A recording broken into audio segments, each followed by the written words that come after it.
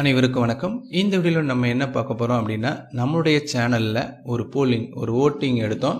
So அது எதை பற்றி அப்படின்னா 10th 11th 12th எக்ஸாம் வைச்சால் உங்களுடைய கருத்து என்ன அப்படின்ற பற்றி நம்ம ஒரு சர்வே எடுத்திருந்தோம். ஸோ அதுக்கு நம்மளுடைய சப்ஸ்கிரைபர்ஸ் வந்து பார்த்துட்டிங்கன்னா ஓட்டு அளிச்சிருக்காங்க. என்னதுக்கு அதிகமாக ஓட்டு அளிச்சிருக்காங்க, எதுக்கு கம்மியாக அளிச்சிருக்காங்கன்றதையும் பார்க்க போகிறோம். எத்தனை பேர் அளிச்சிருக்காங்க, பட் அந்த எக்ஸாம்ஸினுடைய கருத்தை பற்றி என்ன கமெண்ட் பண்ணியிருக்காங்க அப்படின்றத நம்ம தெளிவாக பார்க்க போகிறோம். அதுக்கு முன்னாடி நம்ம சேனலை இது வரைக்கும் சப்ஸ்கிரைப் பண்ணலைன்னா சப்ஸ்கிரைப் பண்ணி வச்சுக்கோங்க. மறக்காமல் பக்கத்தில் இருக்க பெல் ஐக்கானை கிளிக் பண்ணுங்கள். அப்போ தான் நம்மளோட எந்த ஒரு வீடியோ இருந்தாலும் உங்களுக்கு உடனே வந்து சரி வாங்க வீடியோக்குள்ளப்பா. நம்முடைய தமிழக அரசினுடைய கல்வித்துறை அமைச்சர் வந்து திரு செங்கோட்டையன் அவர்கள் சொல்லியிருக்கிறது, எக்ஸாம்ஸ் இருக்கா இல்லையா அப்படின்றத டிசம்பருடைய இறுதியில் தெரிவிப்போம் அப்படின்னு வந்துட்டு சொல்லியிருக்கிறாங்க.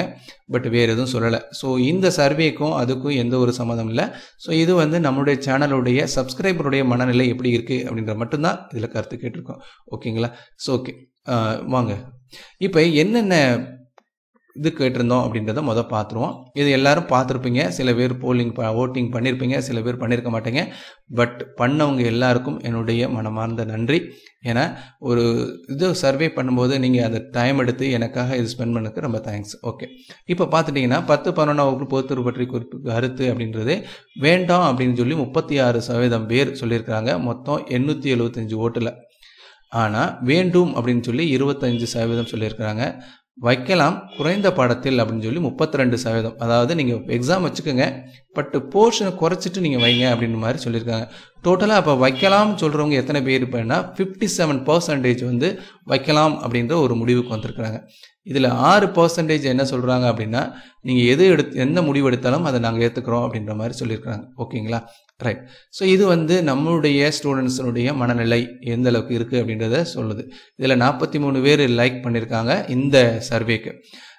அதே மாதிரி நமக்கு ஒரு 9 கமெண்ட்ஸ் வந்திருக்கு. மொத்தம் டோட்டலாக 9 கமெண்ட்ஸ் வந்திருக்கு. அது என்னன்னு பார்க்கலாம். இதில் எஸ்பி அப்படின்றவங்க வந்து என்ன சொல்லியிருக்கிறாங்க அப்படின்னா, வச்சா முட்டை தான் அப்படின்னு சொல்லியிருக்காங்க. அதுக்கு 3 லைக்ஸும் கொடுத்துருக்காங்க. ரைட். ரெண்டாவது பார்த்தீங்கன்னா விஜய் கிருபா அப்படின்றவங்க என்ன கொடுத்துருக்காங்க அப்படின்னா, இன்னும் ஒரு எக்ஸாம் கூட வைக்காத நேரத்தில் நீங்கள் பப்ளிக் எக்ஸாமை எப்படி கேன்சல் பண்ணுவீங்க? ஏன்னா அவங்க என்ன கேட்குறாங்க அப்படின்னா, குவார்ட்டர்லி ஹாஃப் இயர்லி எக்ஸாம்ஸு வச்சுட்டு நீங்கள் கேன்சல் பண்ணியிருந்தீங்க அப்படின்னா அதன் அடிப்படையில் 12th மார்க் கொடுக்கலாம். ஏன்னா இப்போ 10th 11th வந்து மார்க் அவசியம் இல்லை. ஏன்னா அது நம்ம வந்து அடுத்த கிளாஸுக்கு போகிறது தான். ஆனால் 12th பொறுத்த வரைக்கும் நீங்கள் எல்லா காலேஜஸ்க்கும், இப்போ நீங்கள் அக்ரிகல்ச்சராக இருக்கட்டும், எல்லாத்துக்கும் போகிறதுக்கு கண்டிப்பாக 12th மார்க் முக்கியம்.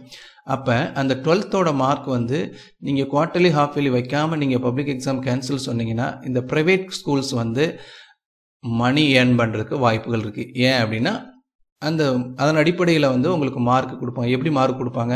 ஸோ சில ஸ்கூல்ஸ் வந்து கிரிமினல் ஆக்டிவிட்டிக்கு இன்வால்வ் ஆகிறதுக்கு வாய்ப்புகள் இருக்க மாதிரி அவங்க சொல்லியிருக்கிறாங்க. ரைட். அடுத்து பார்த்தீங்கன்னா செல்வகுமார் அப்படின்றவங்க என்ன சொல்லியிருக்காங்க அப்படின்னா, 12th மட்டும் எக்ஸாம் வச்சுருங்க, 10th 11th வேண்டியதில்லை. ஓகே. அடுத்து பார்த்துட்டிங்க அப்படின்னா அபிநயா பி அப்படின்றவங்க ஏன்னா வேண்டாம் அப்படின்னே சொல்லியிருக்காங்க. ஏன்னா இன்னும் ஒரு ஆன்லைனில் ஒன்றுமே புரிய மாட்டேது, இதில் நாங்கள் எப்படி எக்ஸாம் எழுதுவோம் அப்படின்ற மாதிரி சொல்லியிருக்கிறாங்க. அடுத்து பார்த்துட்டிங்கன்னா சம்பத்குமார் அப்படின்றவங்க கண்டிப்பாக வைக்கணும் அப்படின்ற ஒரு கருத்தை சொல்லியிருக்காங்க. அதுக்கு ஒரு 3 லைக்கும் வந்திருக்கு. அதில் ரிப்ளையும் பண்ணியிருக்காங்க. கதிர்வேல் அப்படின்றவங்க எஸ் கண்டிப்பாக வைக்கணும்னு அவங்களும் சொல்லியிருக்காங்க. ஓகேங்களா? அடுத்து பிரியதர்ஷினி அப்படின்றவங்க எப்படி எக்ஸாம் வைப்பீங்க அப்படின்னு சொல்லிட்டு, அதாவது ஸ்டூடெண்ட்ஸ்க்கு இது வரைக்கும் ஒரு ப்ராப்பரான எக்ஸாமே இல்லாமல் எப்படி எக்ஸாம் வைப்பீங்க அப்படின்றத கேட்டிருக்காங்க.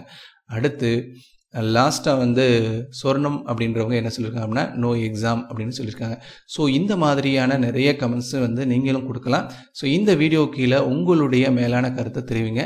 இது நம்மளுடைய மனநிலையை தெரிஞ்சுக்கிறதுக்கு தான வழிய அரசுக்கு இதன் மூலமாக நம்ம எந்த ஒரு இன்ஃபர்மேஷனும் சொல்ல போகிறதில்ல. தேங்க்யூ.